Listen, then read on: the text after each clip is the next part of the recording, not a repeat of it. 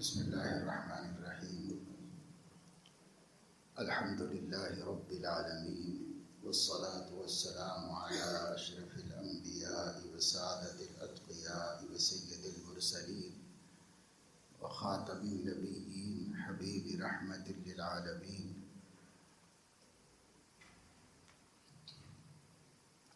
وعلی آلہ وصحبہ اجمعین.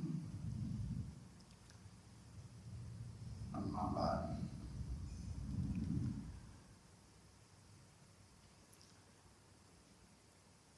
فقد قال اللہ تبارک و تعالی: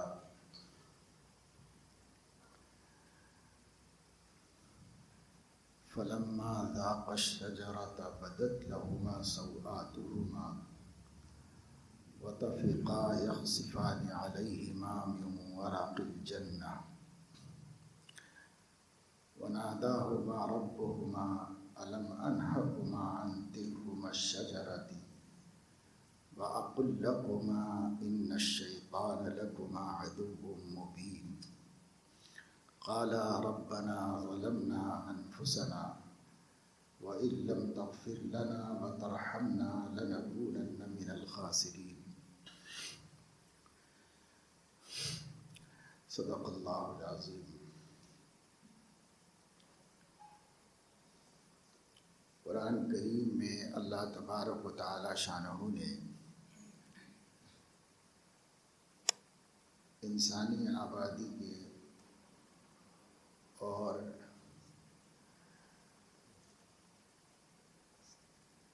آدم و حوا علیہم السلام کی تخلیق و پیدائش کے ابتدائی دور کا ایک واقعہ بیان فرمایا ہے. اللہ تعالیٰ ارشاد فرما رہے ہیں کہ جب ہم نے آدم کو پیدا کیا اپنی قدرت سے اور ان کے اندر جان ڈالی اور ان کی پسلی سے ان کے لیے ان کا جوڑا پیدا کیا اور اپنی قدرت سے تیار کیا، تو یہ انسانوں کا پہلا جوڑا تھا جسے انسانیت کے باپ اور ماں کہا جاتا ہے. پہلا انسان اور پہلا اس کا جوڑا، جس سے پھر اللہ نے انسانیت کو وجود بخشا اور انسانیت کا جال دنیا میں پھیلایا. الذی خلقکم من نفس واحدۃ وخلق منها زوجها وبث منہما رجالا کثیرا ونساء. اللہ وہ ہے جس نے تم کو ایک انسان سے پیدا کیا اور اس انسان سے ہی اس کا جوڑا بھی بنا دیا، پھر ان دونوں کے ذریعے مردوں اور عورتوں کا پوری دنیا میں ایک جال پھیلا دیا، ایک نظام قائم کر دیا اللہ رب العزت نے. تو جب یہ پہلا جوڑا بنایا گیا تو اللہ تعالیٰ نے پہل اس دنیا میں بھیجنے سے پہلے ان کو جنت میں رہنے کا حکم دیا. یا آدم اسکن انت وزوجک الجنت، اے آدم آپ اور آپ کی بیوی، آپ کا جوڑا، دونوں مل کر جنت میں رہو. وَكُلَا مِنْهَا رَغَدًا حَيْثُ شِئْتُمَا، اور تمہارا جنت میں سے جو کھانے کو جی چاہے وہ کھاؤ پیو، کیونکہ جنت میں ہر چیز اللہ نے حلال رکھی ہے، اپنے بندوں کے لیے رکھی ہے.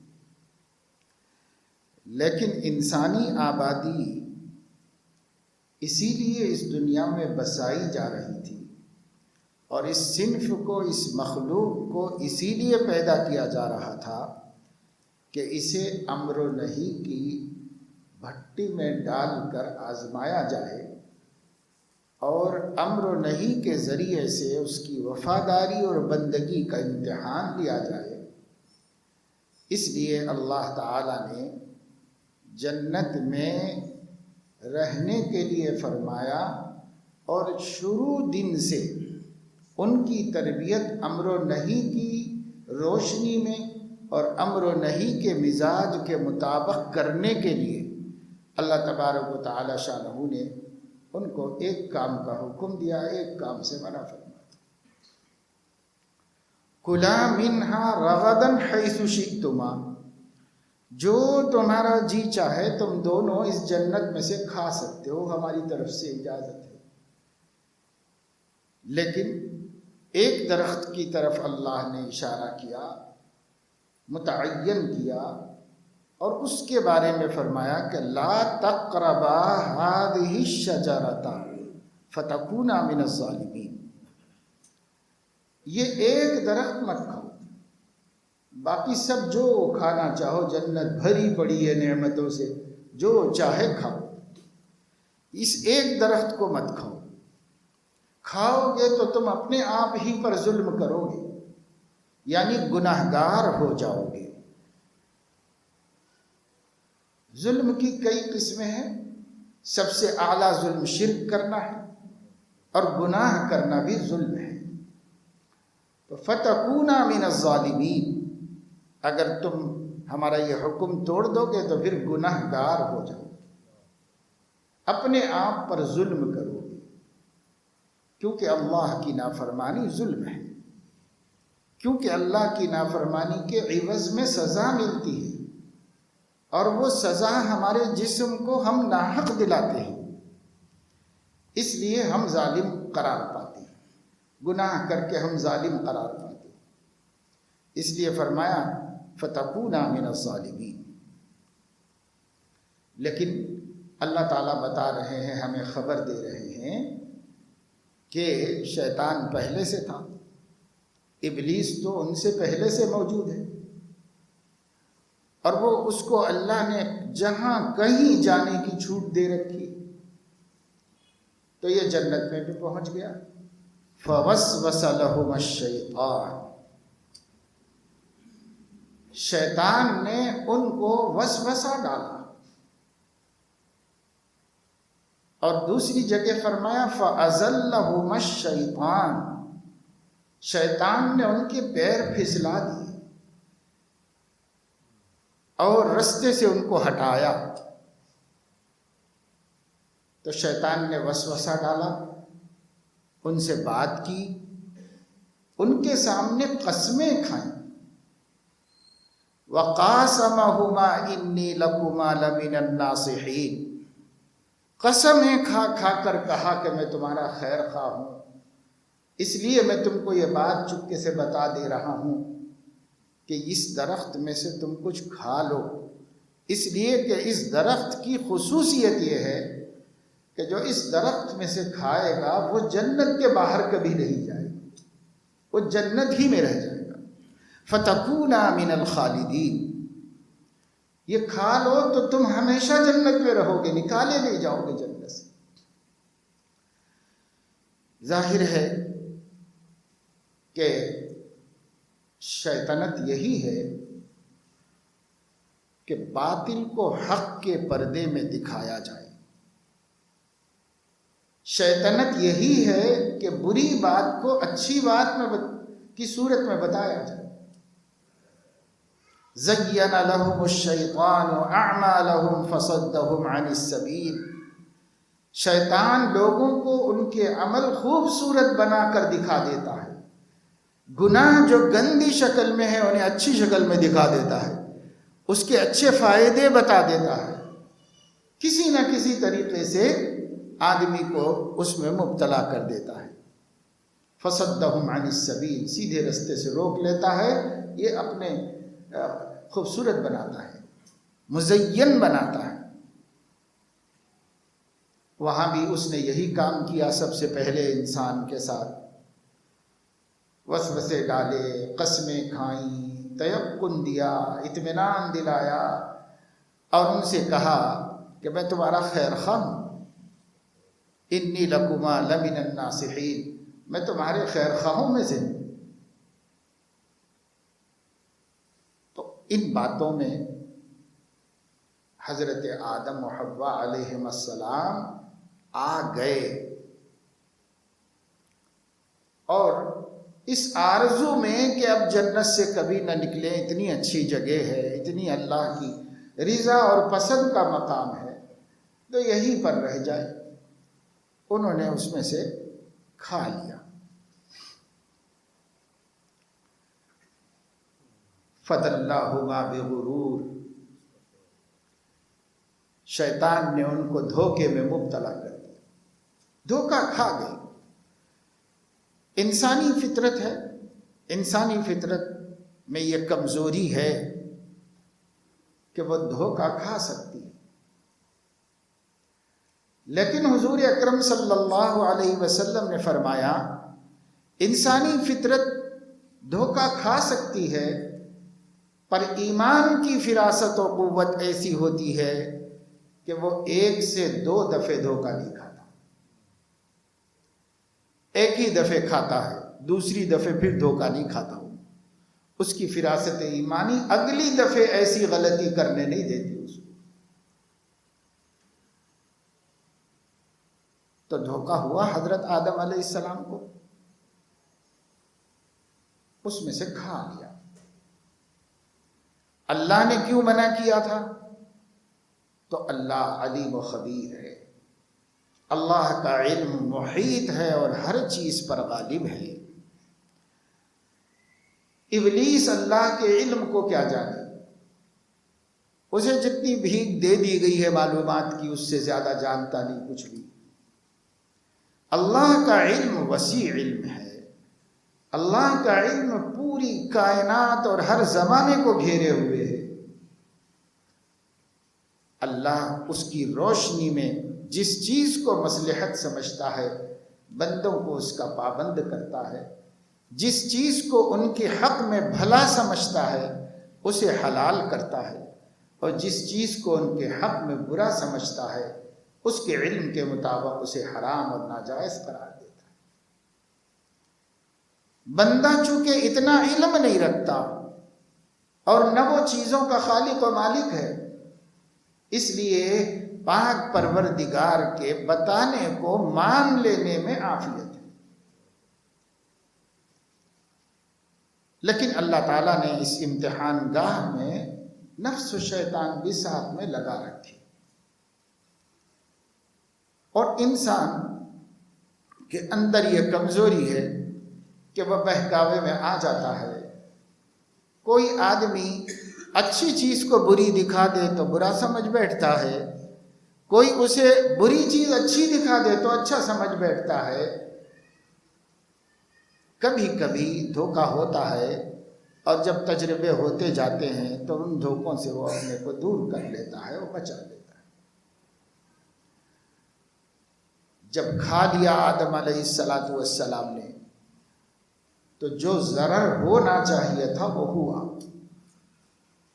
جو نقصان اس میں اللہ تعالیٰ نے رکھا تھا اور اللہ کو معلوم تھا، تبھی اللہ نے منع فرمایا تھا، یا اس وقت اللہ تعالیٰ نے ان کو ان کی تربیت کے واسطے حکمتاً ایسا خود کیا تھا کہ یہ چیز میں منع کر رہا ہوں، یہ مت کرو، تم کو تمہارے بعد تمہاری ذریت کو قیامت تک میرے امر و نہی سے گزر کر زندگی گزارنا ہے۔ قیامت تک اللہ بندوں کو اپنے اوامر کا اور نواہی کا پابند کرے گا۔ امر کے معنی ہے جس کا حکم دیا گیا، اور نہیں کے معنی ہے جس سے روکا گیا۔ اللہ کا دین امر و نہیں کے طرف چلتا ہے، یہ کرو یہ نہیں کرو، یہ جائز ہے یہ ناجائز ہے، یہ حلال ہے یہ حرام ہے۔ اس سے اللہ ناراض ہوتا ہے، اس سے راضی ہوتا ہے، اس سے آخرت بنتی ہے، اس سے بگڑتی ہے، یہ شرافت کے خلاف ہے، یہ شرافت کے مطابق ہے۔ یہی امر و نہیں ہے اللہ کا، ساری شریعت امر و نہیں ہے، یہ کرنا ہے یہ نہیں کرنا ہے، یہ کرنا ہے یہ نہیں کرنا ہے۔ ان کو بھی اللہ نے جنت میں دونوں چیزیں دی تھی، جو چاہے کھاؤ، یہ ایک چیز مت کھاؤ، بس دونوں چیزیں اللہ تعالیٰ نے ان کو دی تھی۔ انہوں نے ان دونوں چیزوں کو میں سے ایک میں شیطان کا بہکاوے میں آئے اور اس میں سے کھا لیا۔ اللہ تعالیٰ قرآن مجید میں فرما رہے ہیں فَلَمَّا ذَاقَ الشَّجَرَةَ، جب انہوں نے اس درخت میں سے کھایا جس کو ہم نے ممنوع قرار دیا تھا، نہیں کھانے کا حکم تھا، کھا لیا۔ فَلَمَّا ذَاقَ الشَّجَرَةَ، پھر جب انہوں نے اس درخت میں سے کھایا، اس کا جو اثر ہونا تھا وہ ہوا، اور وہ یہ کہ بدت لہما سوآتہما، ان کی شرمگاہیں کھل گئی ایک دوسرے کے سامنے۔ اللہ نے ایسی تاثیر اس میں رکھی تھی، یہ تاثیر اس درخت کی تھی، یہ تاثیر اس پھل کی تھی جس کو انہوں نے کھایا تھا، یا یہ تاثیر اللہ کی نافرمانی کی تھی، حکم توڑنے کی تھی؟ لیکن بہرحال وہ کھایا اور یہ ہو گیا۔ بدت لہما سوآتہما، اللہ تعالیٰ نے ان کے جسم پر جب انہیں پیدا کیا تھا تو ایک قدرتی لباس بھی رکھ دیا تھا جس سے ان کی شرمگاہیں ایک دوسرے کے سامنے چھپی ہوئی تھی، ظاہر نہیں تھی۔ ایسا کوئی اللہ نے پیدائشی نظام ان کا بنا دیا تھا، وہ پہلے انسان تھے، اب پہلا جوڑا تھا ان کا۔ جانوروں میں جیسے آپ دیکھیں کہ اللہ پاک نے جانوروں کو پیدائشی لباس پہنایا ہوا ہے، وہ لباس اللہ بدلتا بھی رہتا ہے، کسی جانور کی کھال بدلتی رہتی ہے، کسی کے بال بدلتے رہتے ہیں، کسی کے پر بدلتے رہتے ہیں۔ تھوڑے دنوں کے بعد جب میلے گندے ہوتے ہیں اللہ پاک اس کو پھر دوسرے سے بنا دیتا ہے، دوسرے بنا دیتا ہے اللہ رب العزت۔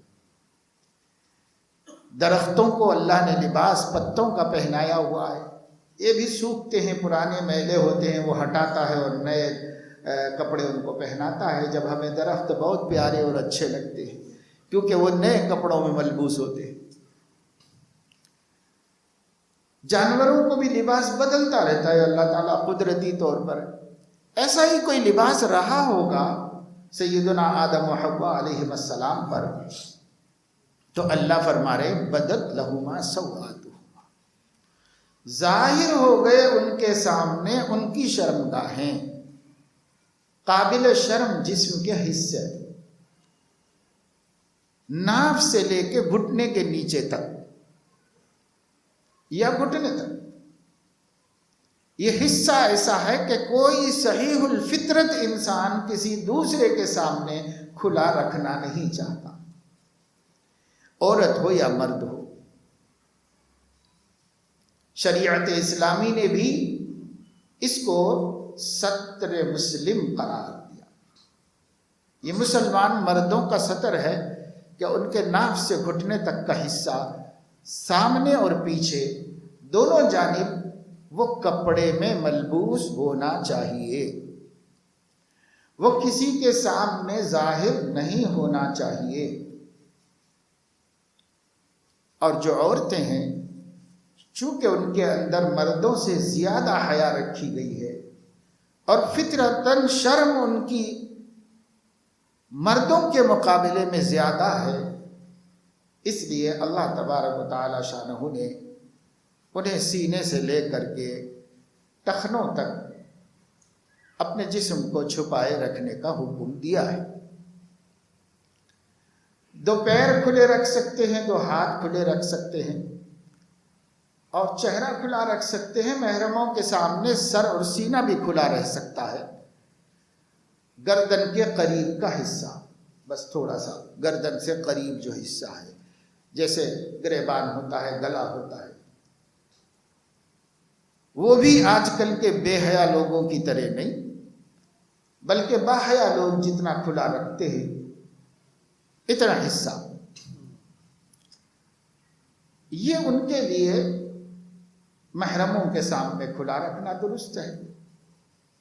محرموں کے سامنے ان کی شلوار اونچی بھی رہ سکتی ہے، پنڈلی کھلی رہ سکتی ہے،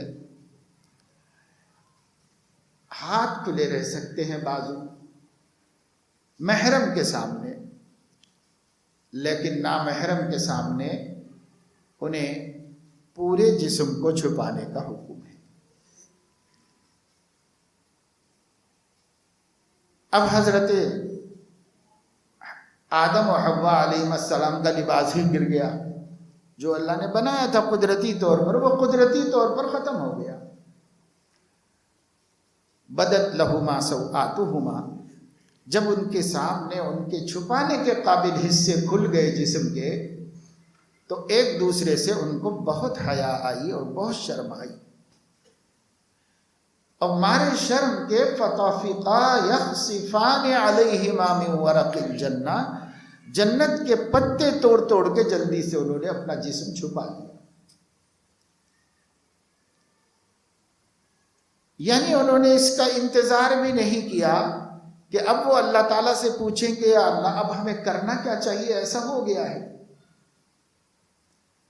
بلکہ فطرت نے ان کو مجبور کیا۔ من کی آواز اور پکار نے ان سے کہا ایسے تو ہم نہیں رہ پائیں گے بھائی، یہ تو موت ہے ہماری، اس کو جلدی کچھ کرو۔ ان کی جو سمجھ میں آیا وہ یہ سمجھ میں آیا کہ جنت میں بڑے بڑے پتے تھے درختوں کے، پتے توڑے اور لپیٹ لیے جلدی سے، چادر جیسے باندھ لیتا ہو انسان، ایسے ان لوگوں نے جلدی سے پتے۔ ہمارے درختوں کے پتے تھوڑی ہیں کہ وہ اتنا ہاتھ بھر میں بھی نہیں آئیں گے، وہ جنت کے پتے ہیں، بڑے بڑے پتے، ان پتوں کو توڑا اور اپنے جسم کو ڈھانک لیا ان لوگوں نے۔ اس کے بعد اللہ تعالیٰ نے ان کو آواز دی اور فرمایا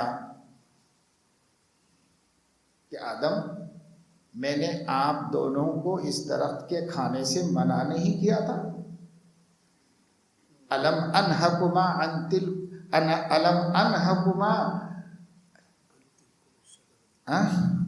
ان تلکما الشجرۃ، یہ درخت سے کھانے سے تم لوگوں کو منع نہیں کیا تھا میں نے؟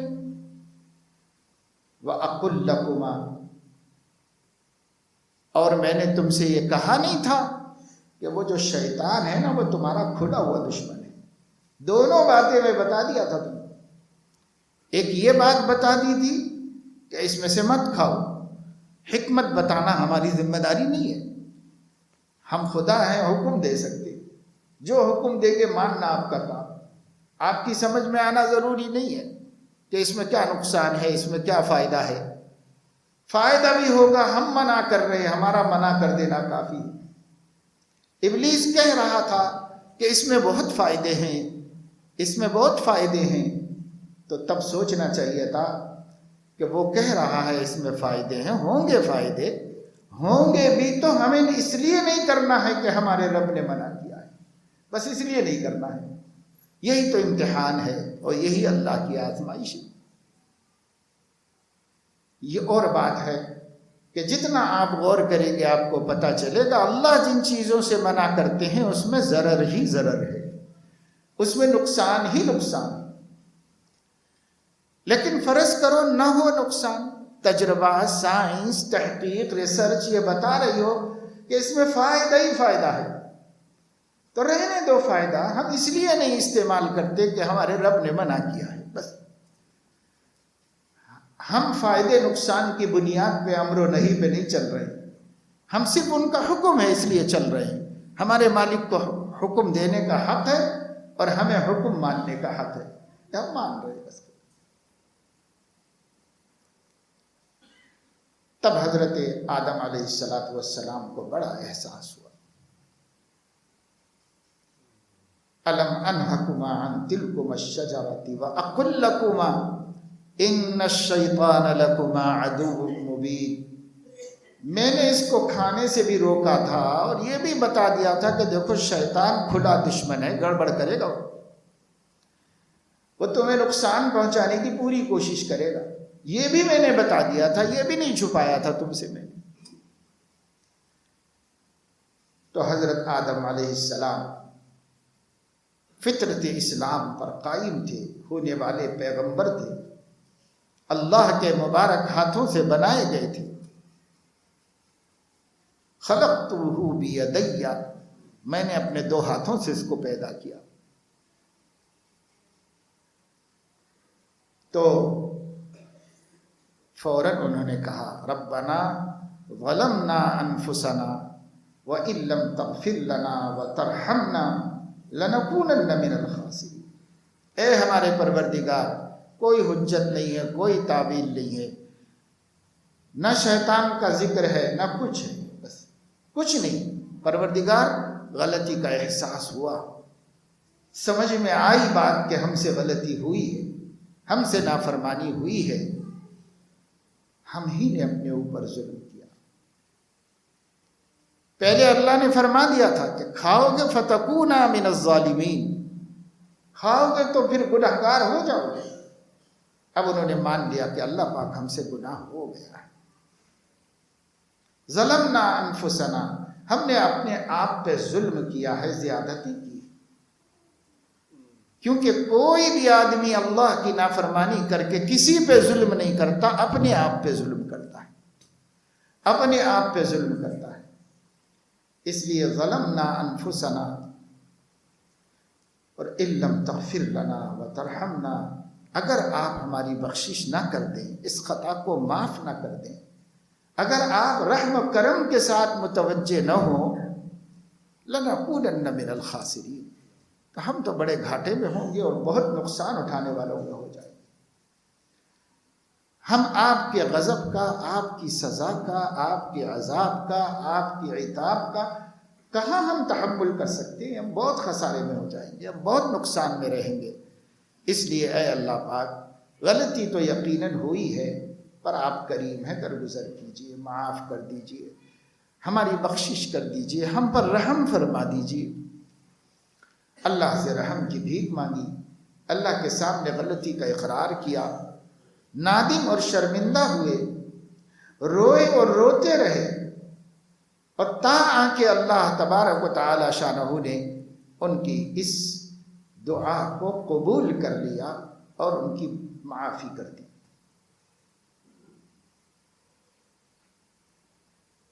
اللہ تبارک و تعالی شانہ ہی بخشنے والے ہیں، وہی معاف کرنے والے ہیں.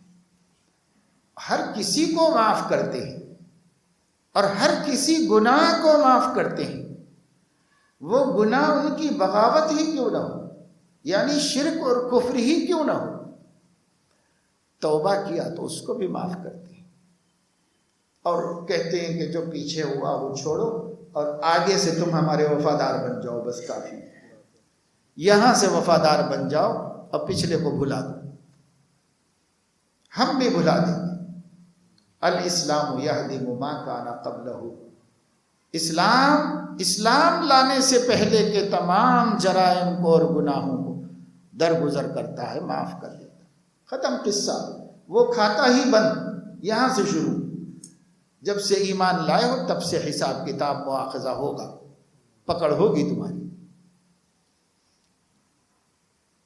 تو حضرت آدم اور حضرت حوا علیہ السلام سے یہ غلطی ہوئی، پھر اللہ نے تنبیہ فرمائی اور اس کا مادی اثر بھی ہوا.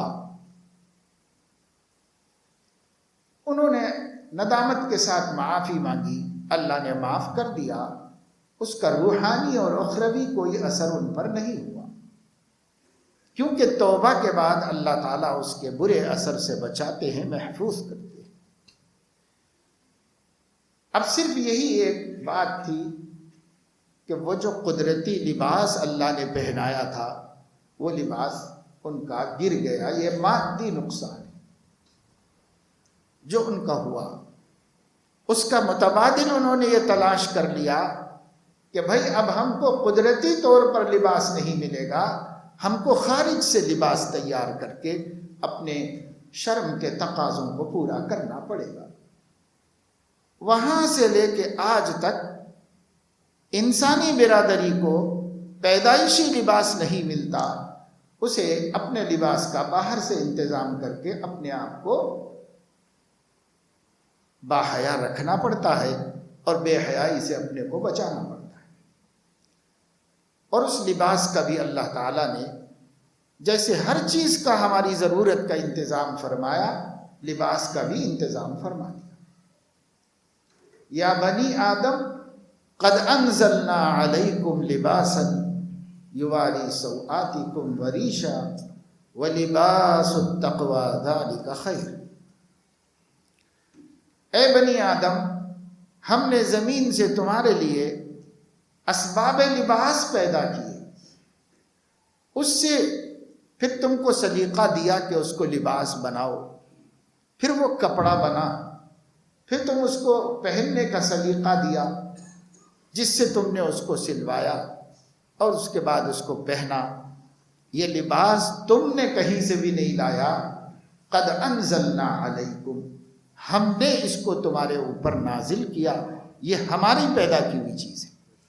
نازل کرنا اس لیے کہتے ہیں اللہ تعالیٰ کہ چونکہ لباس کی جو اصل ہے یعنی کپاس، وہ زمین سے پیدا ہوتی ہے اور اس کے لیے بارش آسمان سے نازل ہوتی ہے۔ چونکہ ہر پیداوار بارش کے ذریعے سے ہوتی ہے تو اللہ تعالیٰ اس کو نازل کرنا کہتے ہیں کہ ہم نے نازل کیا اس کو۔ تو اللہ رب العزت نے ہمارے لیے لباس اتارا، یعنی اس کا سامان کیا، لباس ملا۔ لباس کا مقصد کیا ہے؟ دو چیزیں مقصد ہے اس کا، یواری سوآتکم وریشا، وہ جو سوآت کھل گئی تھی جنت میں تمہارے ماں کی باپ کی، اور انہوں نے اس کو پتوں سے ڈھانک کے اس شرم کو مٹایا تھا، وہ تم کو ہمارے نازل کیے ہوئے لباس کے ذریعے سے کرنا ہے۔ یواری سوآتکم، جس سے تم اپنی شرم کی جگہوں کو چھپا سکو، ایک مقصد یہ ہے۔ دوسرا مقصد وریشا، اور تم اس سے خوبصورتی حاصل کر سکو۔ دو فائدے ہیں، چنانچہ لوگ انہی دو فائدوں کے لیے لباس استعمال کرتے ہیں۔ خوبصورت ہونا چاہیے، انہیں اچھا لگنا چاہیے، اس لیے اپنی اپنی پسندوں سے سلاتے ہیں، بناتے ہیں، تیار کرتے ہیں کہ اچھا بھی لگے۔ دوسرے یہ کہ یہ ننگا پا ختم ہو جائے، ننگے نہ رہیں ہم، اس کے لیے کپڑے پہنتے ہیں۔ اچھا لگنا بھی ایک مقصد ہے۔ اللہ بھی کہہ رہے ہیں کہ میں بھی دو مقصدوں کے لیے اس کو نازل کیا ہوں۔ تو ایک تو لباس ہونا چاہیے جس سے آدمی کے قابل شرم حصے چھپنا چاہیے، ان کا اظہار کسی طریقے سے بھی نہیں ہونا چاہیے، ایسا لباس بنانا چاہیے۔ اور دوسرے یہ کہ اس لباس سے تم خوبصورتی بھی حاصل کرو، مختلف رنگوں کے ہیں، مختلف ڈیزائن کے ہیں، اس سے خوبصورتی بھی حاصل کرو۔ دونوں چیزیں اللہ تعالیٰ کا مقصد ہے اور دونوں چیزوں کی اجازت ہے۔ لیکن اگر لباس خوبصورتی کا فائدہ تو دیتا ہو، یعنی اچھا سے اچھا بہترین ڈیزائن کا ہو، لیکن یواری سوآتکم کا فائدہ نہیں دیتا کہ جس سے قابل شرم حصوں کو چھپایا جائے۔ اور اس کو چھپانا اسلامی سماج میں، انسانی سماج میں اس لیے ضروری ہے کہ انسانوں میں اللہ رب العزت نے دو صنفیں بنائی ہیں، ایک کو مرد کہتے ہیں، ایک کو عورت کہتے ہیں، میل اور فیمیل اللہ نے بنائے ہیں، اور ایک کو دوسرے کی طرف رجحان دیا ہے، ایک کو دوسرے کی طرف میلان اور دل کا جھکاؤ دیا ہے۔ اس لیے اگر لباس میں اچھی طرح ملبوس رہیں گے تو ایک دوسرے کی طرف رجحان قابو سے باہر نہیں ہو جائے گا، اور بے لباسی کی صورت میں، برہنہ رہنے کی صورت میں، یا یورپ کی طرح لباس کی ایک تہمت اپنے اوپر لگا دینے کی لباس سے، وہ لباس کیا ہے؟ لباس کا ایک تہمت کہہ سکتے ہو اس کو، انہوں نے اپنے اوپر لگا رکھی ہے، بس وہ بھی بے لباسی ہے۔ ایسے ماحول میں کوئی آدمی اپنی شہوت پر قابو نہیں پا سکتا اور کوئی کسی کی عزت کو محفوظ نہیں رکھ سکتا۔ اس لیے ہمارے پیدا کرنے والے نے ہمارے لیے لباس کو ضروری قرار دیا ہے، اور جب تک لباس ایسا نہ ہو جس میں ہمارے جسم کے اعضاء کی بناوٹ چھپ نہ جائے، اس کو لباس شریعت میں نہیں کہتے، چاہے لوگ اس کو لباس کہتے ہوں، شریعت میں اس کو لباس نہیں کہتے۔ شریعت میں لباس اس کو کہتے ہیں کہ ہمارے جسم کے چھپانے کے قابل اعضاء اس کے اندر چھپ جائے، وہ اس کے اوپر سے ایک چادر کی طور پر ہو۔ حضور اکرم صلی اللہ علیہ وسلم اکثر 2 چادروں میں نظر آئے صحابہ کرام،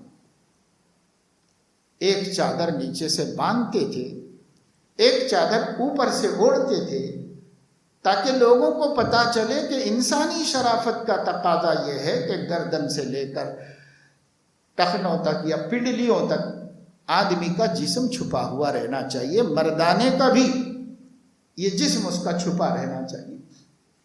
حضور علیہ السلام نے یہی لباس پہنا۔ کبھی کبھی آپ صلی اللہ علیہ وسلم نے ایک ہی چادر نیچے والی باندھ ایک دفعہ نماز بھی پڑھائی اس میں، تو صحابہ کو تعجب ہوا، کیونکہ صحابہ ویسے ہی رہتے تھے جیسے نبی رہتے تھے۔ اب نبی ذرا خلاف نظر آئے تو تعجب سے پوچھا، تو فرمایا کہ بھائی ہر زمانے میں، ہر علاقے میں، ہر آدمی کے پاس 2 چادریں نہیں ہیں، بہت سے بندے غریب بھی ہوتے ہیں۔ میں بتانا چاہتا ہوں کہ اگر ایک ہے تو بھی سطر چھپا کے، جتنا سطر چھپانا فرض ہے اتنا چھپا کے نماز پڑھ لیا کرو، نماز نہیں چھوڑو، یہ بتانا چاہتا ہوں۔ لیکن آپ رہتے کس میں تھے؟ تو یا تو 2 چادروں میں رہتے تھے یا جبہ آپ کا ہوتا تھا۔ جبہ وہ 2 چادروں کا قائم مقام ہے، اس زمانے میں ہی بننا شروع ہو گیا تھا، یمن سے سل کے جاتے تھے، شام سے سل کے آتے تھے مدینے میں، اسی زمانے میں۔ تو وہ 2 چادروں کے قائم مقام ہے، جیسے ایک چادر سے اوپر نیچے کی ملا کر جتنا آدمی اس میں ڈھک جاتا ہے، تو وہ کرتے سے بھی ویسے ہی ڈھک جاتا تھا آدمی اس میں، اس لیے وہ اس کا آپ کا پسندیدہ لباس ہے۔ لیکن آدمی کوئی بھی لباس پہنے، دھیان میں یہ رکھے کہ کپڑا اتنا باریک نہ ہو کہ جسم کا کلر دکھائی دیتا ہو، اور کپڑا اتنا سیلنے کے اعتبار سے ٹائٹ نہ ہو کہ جسم کے اعضاء سمجھ میں آتے ہوں کہ یہ گھٹنا ہے، یہ ران ہے، جیسے جینس پہنتے ہیں آج کل۔ اسلام اس کو لباس نہیں کہتا، اب فیشن کہتا ہے لباس اس کو۔ جنہوں نے اس لباس کو جاری کیا ہے ان کو تو ننگے رہنا ہی پسند ہے، ان کو کپڑے پہننا پسند ہے ہی نہیں، ان کو ننگے رہنا ہی پسند ہے، ان کی عورت تک کپڑے نہیں پہن رہی ہے، تو یہ ان کا چلایا ہوا لباس ہے۔ یاد رکھو یہ کہیں کسی مسلم سماج سے نہیں آیا ہے، یہ تو ان لوگوں کے پاس سے آیا ہے جن کو کپڑے پہننا بہت ناگوار ہے، کپڑے ان کے لیے بوجھ ہے اور مصیبت ہے۔ اس لیے وہ خدا جانے وہ میلے گندے پینٹ گھسیٹ کے کتنے کتنے دن سے پہنے ہوئے ہیں اور کیا کرتے ہیں اور کتنے گندے رہتے ہیں۔ جو مذہب طاہر و مطہر ہے اور جس مذہب کا بھیجنے والا طیب اور پاک ہے، اور جس مذہب کے لانے والے سب سے پاک باز انسان ہیں، اور جس مذہب میں طہارت کو آدھا ایمان کہا گیا ہے، ان کو کہاں یہ گندگیاں سب پسند ہو سکتی۔ لیکن فیشن ایک ایسی چیز بنا دی گئی ہے کہ فیشن کے حوالے سے آدمی دیکھتا ہے، اپنی فطرت کے تقاضوں کے حوالے سے نہیں دیکھتا۔ فطرت کے تقاضوں کے حوالے سے دیکھتا تو کوئی مسلمان کبھی اس لباس کو پسند نہ کرتا۔ اب تو بڑا افسوس ہوتا ہے کہ نوجوان بچے کر رہے ہیں، چلو بچوں کا ایک جنون کا دور ہوتا ہے، کر رہے ہیں 40-50 برس کے عمر کے لوگ بھی ایسے گندے خبیث پھٹے ہوئے جینس پہن کے آرام سے پھر رہے ہیں اور اپنے کو مسلمان کہہ رہے ہیں۔ کیا ذوق ہے؟ جب فطرت مردہ ہو جاتی ہے تو انسان کا ذوق بھی بہت جانوروں کا ذوق ہو جاتا ہے، انسانی ذوق باقی نہیں رہتا۔ یہ کیا انسانی ذوق ہے؟ انسانی ذوق تو کبھی اس کو پسند نہیں کرتا۔ آج بھی غیر مسلم شریف لوگوں کو یہ سب چیزیں پسند نہیں آتی، وہ اپنے صاف ستھرے لباس کے اندر اور صاف ستھرے ذوق کے ساتھ زندگی گزارتے ہیں، انسان ہیں، انسان ہونے کی وجہ سے۔ لیکن جب ہمارا ذوق یعنی ہماری خواہشات یہ مردہ ہو جاتی ہیں تو پھر اس کے بعد انسان کو اچھا برا، برا اچھا لگتا ہے۔ قرآن کریم میں اللہ تبارک و تعالی شانہ نے ارشاد فرمایا ہے فَمَن يُرِدِ اللَّهُ أَن يَهْدِيَهُ يَشْرَحْ صَدْرَهُ لِلْإِسْلَامِ، اللہ جس کو ہدایت دینا چاہتا ہے تو اس کے سینے کو اسلام کے لیے کھول دیتا ہے۔ وَمَن يُرِدْ أَن يُضِلَّهُ يَجْعَلْ صَدْرَهُ ضَيِّقًا حَرَجًا، اور اللہ جس کو بھٹکا دینا چاہتا ہے، گمراہ کر دینا چاہتا ہے، ان کے سینے کو تنگ کر دیتا ہے۔ تو ایک صحابی نے عرض کیا یا رسول اللہ، سینہ کشادہ اور تنگ ہونا کی علامت کیا ہے؟ تو حضور علیہ السلام نے فرمایا کہ جب آدمی کو اللہ تعالیٰ شرح صدر فرما دیتے ہیں تو اسے اچھا اچھا لگتا ہے، برا برا لگتا ہے، لیکن جب اللہ اس کے سینے کو تنگ کر دیتے ہیں ہدایت سے تو اس کو برائی اچھی لگنے لگتی ہے اور اچھائی برائی بری لگنے لگتی ہے۔ اس کو کہتے ہیں ذوق کا بدل جانا، فطری ذوق کا بدل جانا۔ فطری طور پر انسان کے جو ذوق اللہ نے بنائے اسے فطری ذوق دیکھو، حضرت آدم و حوا علیہم السلام بدت لہما سوآتہما فطفقا یخصفان علیہما من ورق الجنہ، اور اس واقعے سے جو قرآن میں اللہ نے نازل فرمایا ایک سبق تو یہ ملتا ہے کہ مومن آزمایا جا رہا ہے، امر و نہی کی ترازو میں تولا جا رہا ہے اور آزمایا جا رہا ہے۔ کرنے کے کچھ کام ہوں گے انہیں کرنا ہی پڑے گا، اور چھوڑنے کے کچھ کام ہوں گے انہیں چھوڑنا ہی پڑے گا اگر آخرت کی نجات چاہتے ہیں، اگر کامیابی چاہتے ہیں ہم۔ ایک بات یہ معلوم ہوئی۔ دوسری بات یہ معلوم ہوئی کہ شیطان عدو مبین ہے، وہ ضرور چاہے گا کہ ہم کرنے کا کام نہ کریں اور چھوڑنے کا کام کریں، اس کی وہ پوری پوری کوشش کرے گا، اور جتنا خیر خواہ بن سکتا ہے اتنا خیر خواہ بن کے آئے گا، جتنا غرور اور دھوکے میں مبتلا کر سکتا ہے اس کی پوری پوری کوشش کرے گا۔ یہ دوسری بات ہے جس سے ہمیں چوکنا رہنے کی ضرورت ہے۔ اور تیسری بات یہ ہے اللہ کی نافرمانی انسان کو سخت آزمائش میں ڈالتی ہے۔ یہ اللہ کی نافرمانی ہو گئی تھی، سخت آزمائش میں مبتلا۔ آج دیکھو یہ برہنگی یا نیم لباسی کا مطلب آدھا کپڑے پہننا یا پورے نہیں پہننا یا آدھے پہننا۔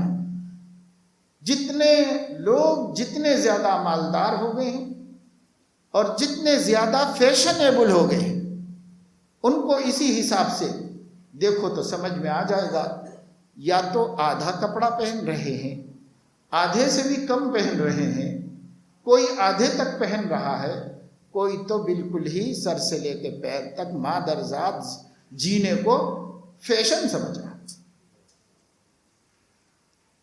یورپ کے گلی کوچوں میں، سڑکوں پر، بازاروں میں اور مالز میں، شاپنگ سینٹرز میں، پارکوں میں، کہیں بھی دیکھ لو، بسوں میں، ٹرینوں میں، ایئرپورٹس پہ، تو جو جتنا ننگا ہے اتنا فیشنیبل ہے۔ یہ کیوں؟ اللہ نے ان کو سور کھانے سے منع کیا تھا، وہ سور شوق سے کھاتے ہیں۔ اللہ نے ان کو شراب پینے سے منع کیا تھا، وہ شراب ہی کو اپنی زندگی سمجھتے ہیں۔ تو سور اور شراب کھا کھا کر کے جو کپڑے ان کے اپنے اختیار میں تھے وہ بھی نکال کے پھینک دیے اور ننگے پھر رہے ہیں اور اس کو فیشن کہہ رہے ہیں اور ان کا شوق ہے۔ برف باری کے زمانے میں سورج نکل آتا ہے تو سورج کا غسل کرنے کے لیے نکلتے ہیں، تب ان کو کوئی کپڑے کی ایک چندی کی بھی ضرورت نہیں، اب کوئی کسی سے حیا نہیں کرتا، کوئی کسی سے شرم نہیں کرتا۔ بیچز کا حال یہ ہے کہ ایک شریف آدمی جا بھی نہیں سکتا، ایک نظر دیکھ بھی نہیں سکتا ان کی گندگیوں کو۔ کیوں؟ سور جیسی گندی چیز کھاتے ہیں، شراب جیسی گندی چیز پیتے ہیں، ان کی فطرت ختم ہو گئی، ان کا نیچر مر گیا۔ اب وہ جو کر رہے ہیں مردہ نیچر سے کر رہے ہیں، ہم کیوں ان کی نقل کریں؟ ہماری تو فطرت زندہ ہے، ہم کیوں ان کا اتباع کریں؟ ہم ان کے راستے پہ کیوں چلیں؟ تو بھائی قدوہ اور اسوہ آپ کے لیے اللہ نے قرآن میں کس کو بنایا؟ لَقَدْ كَانَ لَكُمْ فِي رَسُولِ اللَّهِ أُسْوَةٌ حَسَنَةٌ، مسلمانوں، مردوں اور عورتوں، تمہارے لیے رسول اللہ کی زندگی میں بہتر نمونہ ہے۔ یہ ننگے پھرنے والوں کی زندگی میں کوئی نمونہ نہیں ہے تمہارے لیے۔ یہ حرام جس کی پوری کنٹری کا مالیاتی نظام ربا اور سود پہ چل رہا ہے، ان کی زندگی میں تمہارے لیے کوئی نمونہ نہیں۔ جو حرام خور ہیں ان کی زندگی میں تمہارے لیے کوئی نمونہ نہیں۔ اس نبی کی زندگی میں نمونہ ہے جو فرماتے ہیں مجھے راستے میں کوئی کھجور پڑی بھی نظر آتی ہے، جی چاہتا ہے کہ اللہ کی روزی ہے اٹھا کے کھا لوں، لیکن میں اس لیے نہیں کھاتا کہ مجھے نہیں معلوم کہ صدقے کی ہے یا ہدیے کی ہے۔ ہو سکتا ہے کوئی صدقہ لے جا رہا تھا ہوگا، اس کی کھجور گر گئی ہوگی، اس وجہ سے میں نہیں کھاتا۔ جس کے کھانے پینے کی احتیاط اس اعلیٰ درجے پر ہے، جس نے حضرت حسن کو اپنے 4 سالہ نواسے کو منہ میں انگلی ڈال کر کے کھجور اور تھوک سب نکال کے باہر پھینکا، اور پھینک کے فرمایا کہ بیٹا مجھے نہیں معلوم کہ تم نے جو کھجور کھائی وہ صدقے کی ہے یا حلال کی ہے، اس لیے کہ ہم انبیاء کے خاندان کو صدقہ حرام۔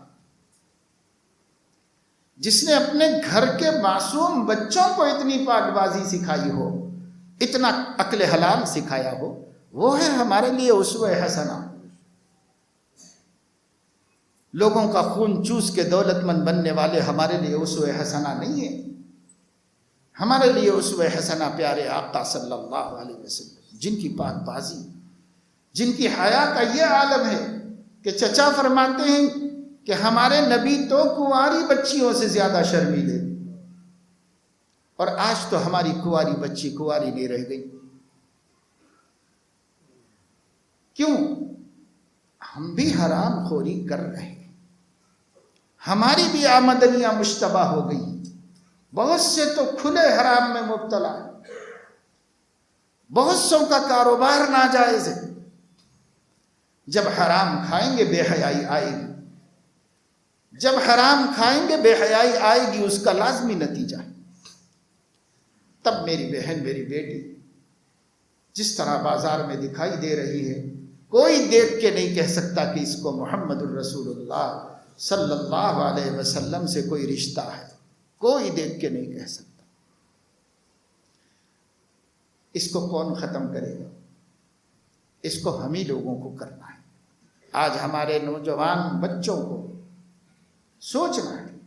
آپ کو بار بار اس لیے نہیں بولا جاتا کہ آپ ہماری نظر میں حقیر ہیں، نعوذ باللہ، اس لیے بار بار بولا جاتا ہے کہ آپ ہی سماج ہیں، اور آپ ہی کے اثر سے نئی نسل وجود میں آئے گی، بنے گی یا بگڑے گی، اس لیے کہ آپ ہی ان کے لیے اسوہ ہیں، نمونہ ہیں، ان کے بڑے آپ ہیں۔ اس لیے پیچھے سے آنے والوں کو اچھا بنانے کے لیے ہمیں اچھا بننا پڑے گا۔ ہمارے نوجوانوں کو خود متقی بن کر اپنی بہنوں کو متقی بنانا پڑے گا، خود باحیا بن کر اپنی بہنوں کو باحیا بنانا پڑے گا۔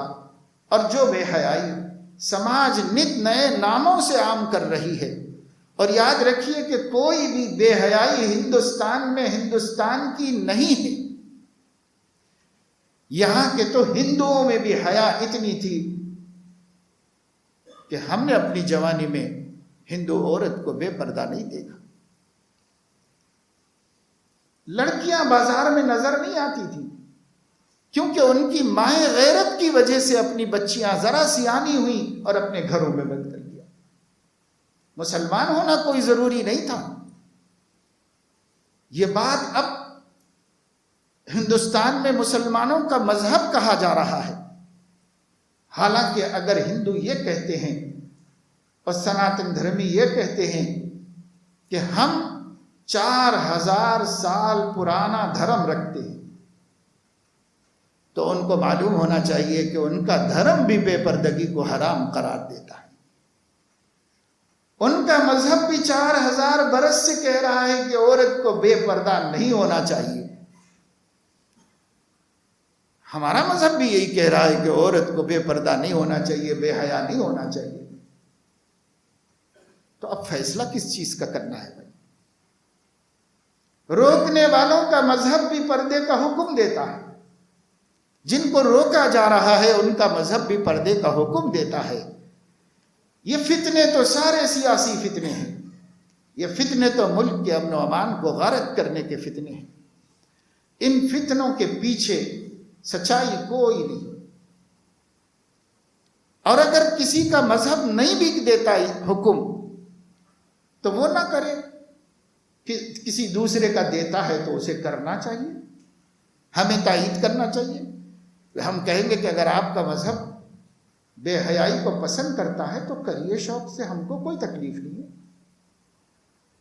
آپ کو بھی کہنا چاہیے کہ اگر آپ کا مذہب بے حیائی کو پسند نہیں کرتا تو آپ حیادار رہیے، ہمیں کوئی تکلیف نہیں، آپ کو بھی کہنا چاہیے. لیکن نہیں، اس کے پیچھے فتنہ ہے. اور بہت بڑی افسوسناک بات یہ ہے، ملک میں کسی بھی قسم کا ظلم اٹھ رہا ہے. اب پورے ہندوستان کو نہیں، پوری دنیا کی میڈیا کا موضوع اور ایشو بن رہا ہے، لیکن ہمارے حکمراں کے کان پہ جو بھی نہیں رہی. انہیں اس سلسلے میں زبان نہیں کھولنا ہے، انہیں سانپ سوکھ گیا ہے، انہیں کچھ نہیں بولنا ہے اور کچھ نہیں کرنا ہے. یہ کیا سیاست ہے اللہ بہتر جانتا ہے. کیا اس کے نتیجے میں یہ کہا جا سکتا ہے کہ جو کام اپنی سیٹوں اور عہدوں کی وجہ سے خود نہیں کر سکتے تھے وہ دوسروں سے کروایا جا رہا ہے؟ دیکھنے میں تو ایسا سمجھ میں آتا ہے، حقیقت اللہ کو بہتر معلوم ہے کہ کیا ہو رہا ہے ملک میں. میرے دوستو، دوسروں کا شکوہ کرتے ہوئے ہماری عمریں گزر گئی ہیں، وقت نہیں باقی ہے، بہت کم وقت ہے. کوئی فیصلہ کن ہمیں قدم اٹھانا ہے، اور وہ یہ ہے کہ سب سے پہلے اللہ کے دین کو ہم اپنے لیے اختیار کر لیں اور پسند کر لیں. جب تک ہم اللہ کے دین کو اپنے لیے پسند نہیں کریں گے اور اختیار نہیں کر لیں گے اور ہم اس کی قدر نہیں کر لیں گے، اس وقت تک ہم دوسروں کو کیا طعنہ دیں اور دوسروں سے کیا شکوہ کریں؟ کس سے امید ہے کہ وہ دین اسلام کی حفاظت کرے گا جب خود دین اسلام کا ماننے والا اس کی حفاظت کرنے کو تیار نہیں ہے؟ تو کس سے امید ہے؟ وہ جو کچھ مقررہ تاریخ کو دن میں رات میں رواج بن گئے. ایک کرسمس کا ہوتا ہے. میں ایک مرتبہ ایک ایسے علاقے میں بیان کرنے کے لیے گیا، اتفاق سے وہ کرسمس کا یعنی نیا سال تھا وہ، اور کرسمس تھا، یعنی ہندوؤں کی حضرت عیسیٰ کی پیدائش کے حوالے سے ان کی اپنی تہوار اور تقریب. اور نئے سال میں بھی شہر میں جانا ہوا. ایسے محلے جو خالص مسلمانوں کے ہیں، دور دور تک 5-5 6-6 8-8 محلوں میں کوئی غیر مسلم نہیں ہے، یا بہت کم تعداد میں ہوں گے. ایسے محلوں میں بھی سڑکوں پر، دکانوں کے سامنے، ہوٹلوں کے سامنے کیک رکھ کر مسلم بیکری والے مسلمان بیچ رہے ہیں، اور خریدار بھی مسلمان ہے اور بیچنے والا بھی مسلمان ہے.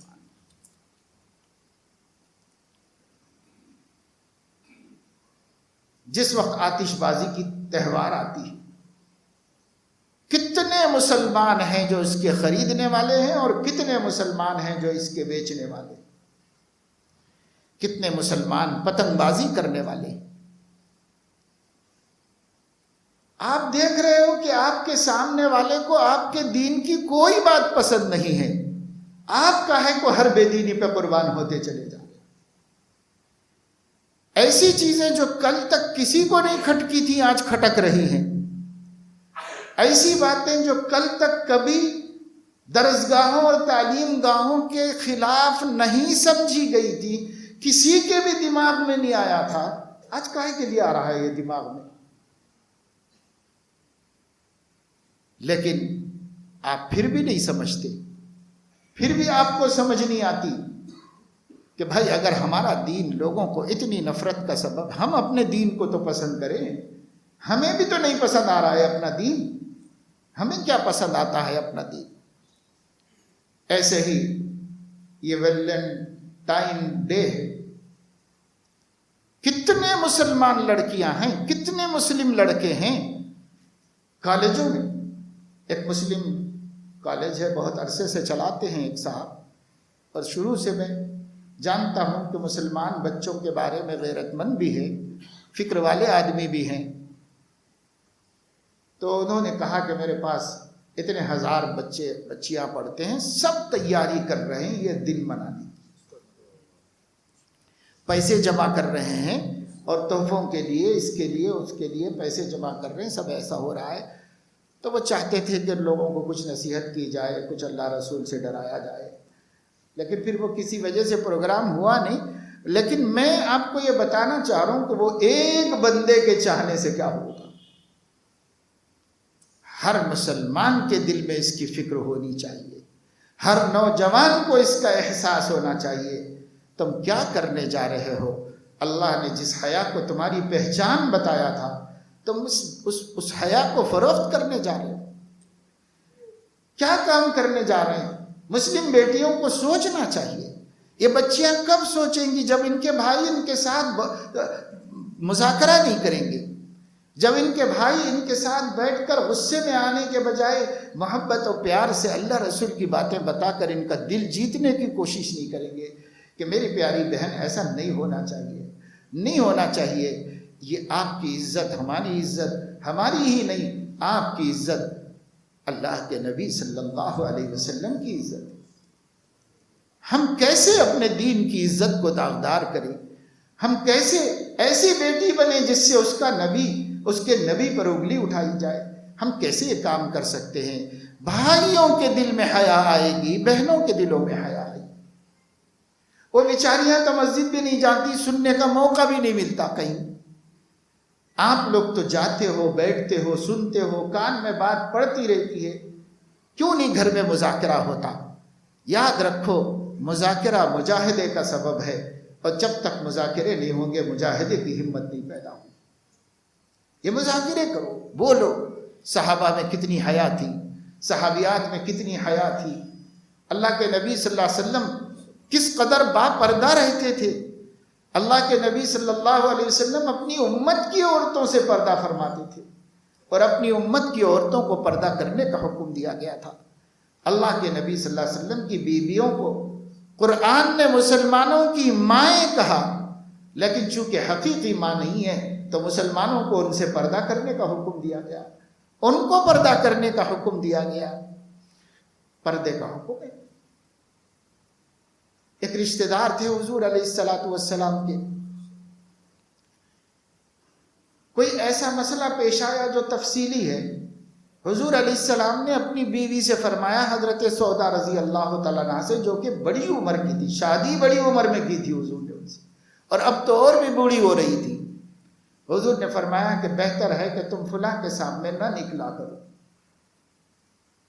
صحیح بخاری میں 3-4 جگہ پر حدیث آئی ہے کہ حضرت سودا نے کبھی ان کو نہیں دیکھا، اور ان صحابی نے کبھی ان کو نہیں دیکھا، حالانکہ اگر دیکھا جائے تو بہن بھائی کا رشتہ بن سکتا تھا، لیکن حضور علیہ السلام نے اس کو روکا تھا، ایک مصلحت شرعی کی وجہ سے۔ کبھی نہیں دیکھا. اس کو بار بار راویوں نے ذکر کیا. کبھی نہیں. ما رأت، نہ بہن نے دیکھا نہ بھائی نے دیکھا. یہ کیسا عمل ہے نبی کے حکموں کے اوپر، اور یہ کیسا شوق ہے نبی کی باتوں پر چلنے کا. کیا نہیں دل میں خواہش تمنا ہوگی. پہلے نہیں کرتے تھے پردہ، اب منع کر دیا گیا، اس کے بعد سے پھر کبھی نہیں دیکھا. اسی کا نام امت پن ہے.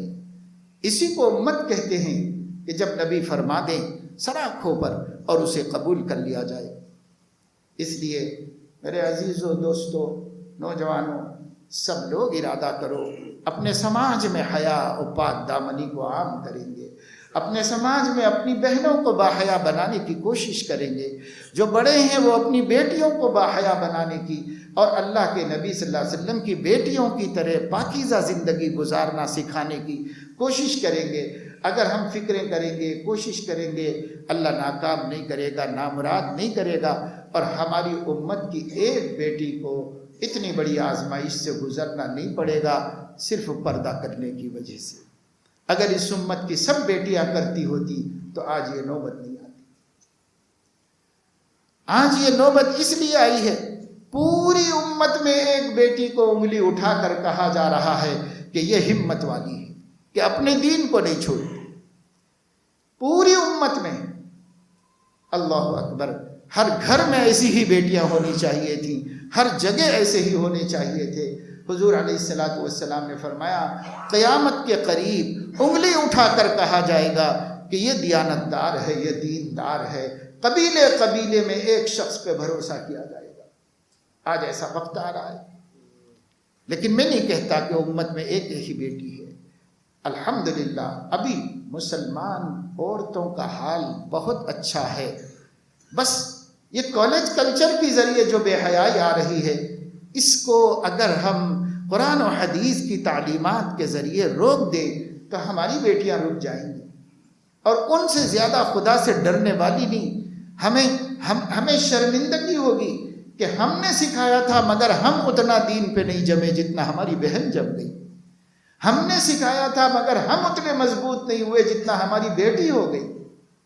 آج بھی امت کی عورتوں اور بیٹیوں اور بہنوں اور بچیوں کے اندر اللہ پاک نے ایسی محبت اپنے نبی کی رکھی ہے.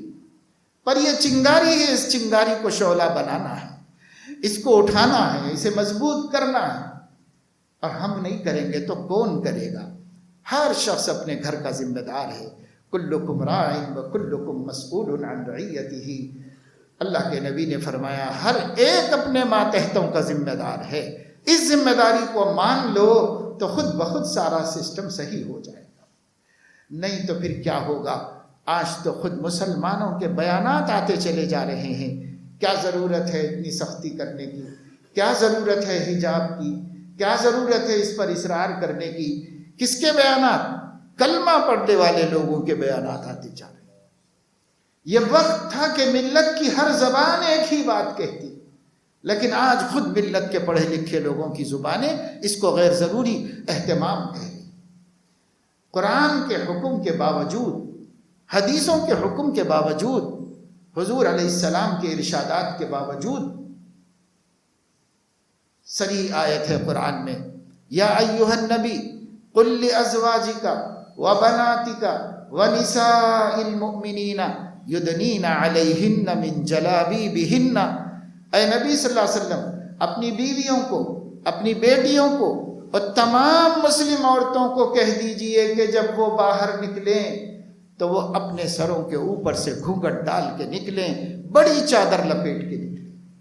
جلباب بڑی چادر ہوتے، بڑی چادر لپیٹ کے نکلیں جب وہ باہر نکلے کہ ان کے کپڑوں میں جو حسن ہے وہ بھی چھپے، ان کے جسم کا حسن بھی چھپے.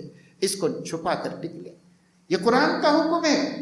آج بڑے بڑے لکھنے والے، بڑے بڑے اسکالر کہہ رہے ہیں کیا ضرورت ہے اتنی سختی کرنے، کیا ضرورت ہے، ارے بھائی لوگوں کو اچھا نہیں لگ رہا تو بغیر برقعے کے جاؤ. یہی لوگ کل کہیں گے اگر اچھا نہیں لگ رہا ہے تو کپڑے بھی اتار کے جاؤ. کہاں تک ان کی مانیں گے اور کہاں تک اپنے دین کی چھوڑیں گے؟ اس لیے بکنے والوں کو بکتے رہنے دیجئے. جو قرآن و حدیث ہم سے مخاطب ہے جو اللہ اور اس کا رسول ہمیں سکھا رہا ہے، اس سے بہتر خیر خواہی کچھ نہیں ہو سکتی، اور اس سے بہتر ہمارے لیے بھلائی کوئی نہیں ہو سکتی۔ اللہ اپنے فضل و کرم سے ہمیں توفیق نصیب فرمائے کہ کم از کم مسلمان نوجوان لڑکے اور لڑکیاں یہ طے کر لیں کہ ہم یوم عاشقان کو یوم حیا منائیں گے، ہم سب حیا کا دن منائیں گے، اور کہیں نظر نہیں آئے گی مسلم لڑکی اور کہیں مسلم لڑکا نظر نہیں آئے گا، اور جو بے حیا ہیں ان کو جو کرنا ہے کر لینے دو، ان کو ننگے ناچنے دو، ہمیں کیا کرنا ہے، لیکن محمد الرسول اللہ کی امت کہیں نہیں دکھائی دے گی، اس عمل میں کہیں شریک نہیں ہوں گے۔ یہ طے کر لو، نہ اس میں گفٹ دینا ہے، نہ لینا ہے، نہ ہدیہ، یہ سب حرام ہے، اللہ کی طرف سے ہمارے لیے ناجائز ہے۔ ہمارے لیے حلال محبت جائز ہے اور حرام محبت حرام ہے ہمارے لیے، اس میں ہمیں نہیں پڑنا ہے، اس سے بہت دور بہت دور بہت دور رہنا ہے۔ اللہ تعالیٰ اپنے کرم سے توفیق عمل نصیب فرمائے، آمین وآخر۔